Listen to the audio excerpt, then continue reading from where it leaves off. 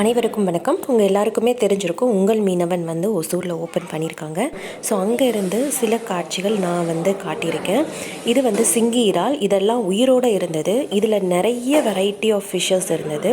அதாவது ஒசூரில் பார்க்க முடியாத அளவுக்கு நிறைய விதமான மீன்கள் இருந்தது. நிறைய இந்த சிங்கி இறால் இதெல்லாமே நல்லா உயிரோடவே இருந்தது.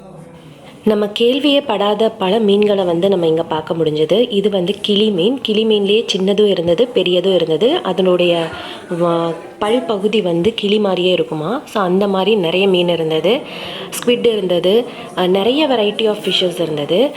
கண்டிப்பாக நீங்கள் வாங்கணுன்னா நீங்களும் அங்கே போய் வாங்கலாம். நிறைய மீன்கள் வகைகளை பார்த்து நம்ம வாங்கிக்கலாம்.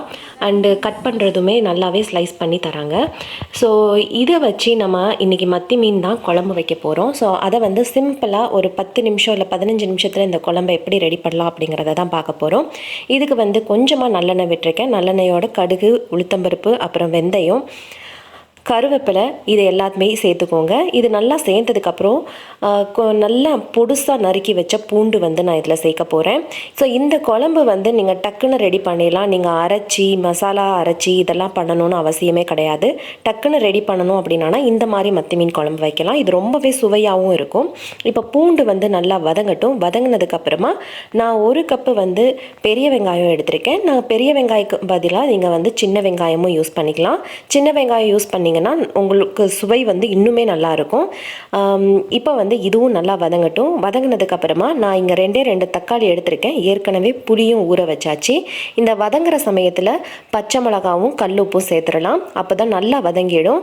பச்சை மிளகா எப்பயுமே மீன் குழம்புல போடும்போது அதனுடைய ருசியே தனியாக இருக்கும். இப்போ இதுவும் வதங்கிட்டுருக்கு. நான் 2 தக்காளி நல்லா அரைச்சி எடுத்து வச்சுருக்கேன். ஸோ அதை நம்ம இதில் ஆட் பண்ணிடலாம். தக்காளி ஆட் பண்ணிவிட்டு நீங்கள் கொஞ்சமாக உப்பு, அப்புறமா கொஞ்சம் மஞ்சள் பொடி போட்டுட்டு நல்லா வதங்க விட்டுருங்க. தக்காளியோடைய பச்சை வாசனை போகணும். அந்த அளவுக்கு நல்லா வதங்கட்டும்.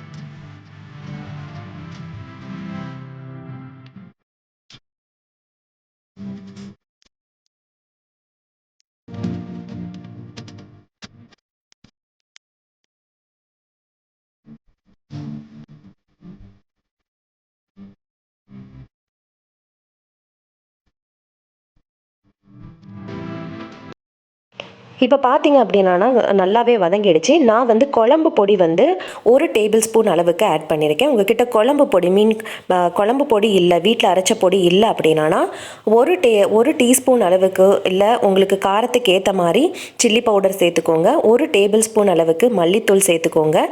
1 டீஸ்பூன் அளவுக்கு சீரகம், 1 டீஸ்பூன் அளவுக்கு சோம்பு பொடி. இதை மட்டும் நீங்கள் சேர்த்து குழம்பு வச்சாலே ரொம்ப ருசியாக இருக்கும். இல்லாத பட்சத்தில், குழம்பு பொடி இல்லாத பட்சத்தில் நீங்கள் இதை யூஸ் பண்ணிக்கலாம். இந்த சமயத்தில் நம்ம ஏற்கனவே கரைச்சி வச்சுருக்கிற புளியை ஆட் பண்ணிவிட்டு தேவையான அளவு தண்ணி விட்டுக்கிறோம். ரொம்பவே தண்ணி விட்டுறாதீங்க. அதுக்கப்புறமா உங்களுக்கு கட்டிப்படுறதுக்கு வாய்ப்பு கிடைக்காது. ஏன்னா நம்ம தேங்காவை அரைச்சி ஊற்ற போகிறது கிடையாது. இதில் தேங்காய் பால் மட்டும்தான் யூஸ் பண்ண போகிறோம். இப்போ இது நல்லா கொதிச்சிட்ருக்கு. புளியோட பச்சை வாசனையும் போயிடுச்சு. இந்த சமயத்தில் நான் அரைச்சி வச்சுருக்கிற திக்கான தேங்காய் பாலை ஆட் பண்ணிடலாம். தேங்காய் பாலை ஆட் பண்ணிவிட்டு நார்மலாக தேங்காய் பாலை கொதிக்க விடக்கூடாதுன்னு சொல்லுவாங்க. பட் இதில் கொதிச்சாதான் ரொம்ப நல்லாயிருக்கும். ஸோ இதை ஒரு 10 மினிட்ஸ் அப்படியே மூடி வச்சிடலாம். மூடி வச்சுட்டு எடுத்தீங்க அப்படின்னா சூப்பரான குழம்பு ரெடி ஆகிடுச்சு. ஸோ இந்த சமயத்தில் நம்ம ஏற்கனவே க்ளீன் பண்ணி எடுத்து வச்சுருக்கிற மத்தி மீனை ஆட் பண்ணிடலாம். இந்த குழம்புக்கு மத்தி மீன் தான் யூஸ் பண்ணணுமானா கிடையாது. நீங்கள் எந்த மீன் வேணாலும் யூஸ் பண்ணிக்கலாம். ஆனால் நார்மலாகவே மத்தி மீனில் நிறைய பெனிஃபிட்ஸ் இருக்குதுன்னு சொல்லுவாங்க. இது குழந்தைங்களுக்கு, வளர்கிற குழந்தைங்களுக்கு ரொம்பவே நல்லது. ஒமேகா 3 ஃபேட்டி ஆசிட்ஸ் நிறைய இருக்கிறதுனால நீங்கள் குழந்தைங்களுக்கு, வளர்கிற குழந்தைங்களுடைய மூளை வளர்ச்சிக்கு ரொம்பவே நல்லது. ஸோ நீங்கள் சின்ன குழந்தையில இருந்தே இந்த மாதிரி சின்ன மீன்களை நீங்கள் கொடுங்க. சின்ன மீன்களை கொடுக்கும்போது அதில் நிறைய மெர்க்குரி கண்டாமினன்ட் கம்மியாகவே இருக்கும்.